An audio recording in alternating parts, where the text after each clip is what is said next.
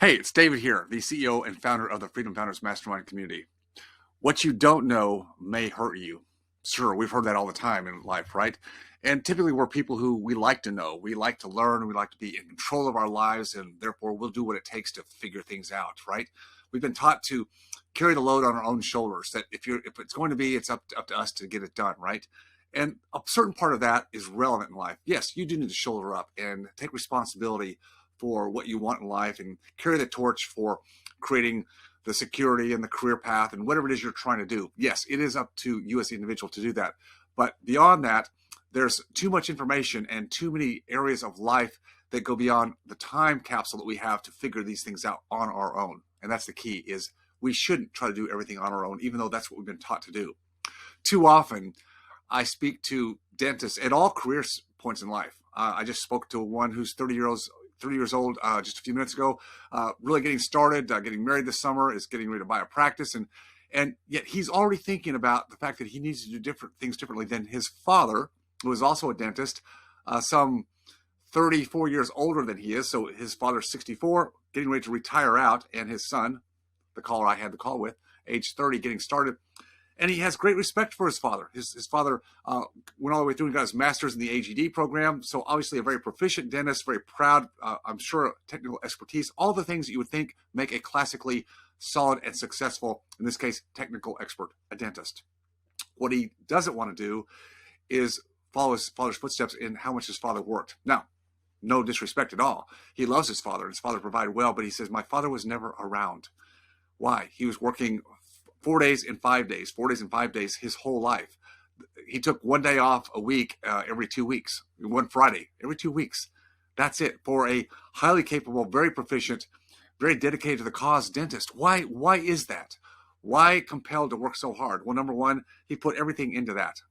Okay, you can't put all your eggs in one basket. Even if you desire to be proficient in your career path, your technical training, that's a good thing, but you can't put everything there. In fact, I tell people on a regular basis that your technical skills that you put all this time and effort into to acquire and then to elevate through continuing education, that's only going to be worth about 15% of what you really want in life.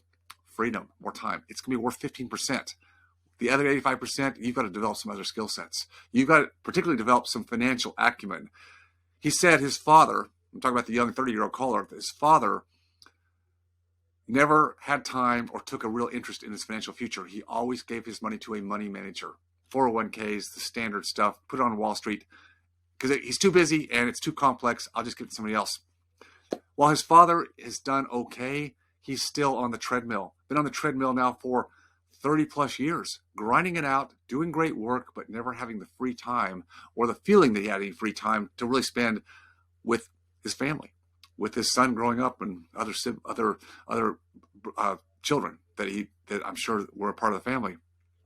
This is what this young man at 30 years old doesn't want to do. He's already thinking differently. And the first part of getting anywhere in life, to change your life, is to think differently, to have curiosity about other ways of doing things besides what the majority says to do. And the majority, in my opinion, is typically wrong about the things we really want in life. The majority has constructs that have been passed down generation to generation to generation, or through industry. This is how you do it when you're a doctor, dentist, an engineer, a baker, a butcher, a candlestick maker. This is how you do life. And you don't have to do it that way. You've got to change your environment. You've got to be curious. You've got to be willing to take some steps outside of the arena that's already been sold to you.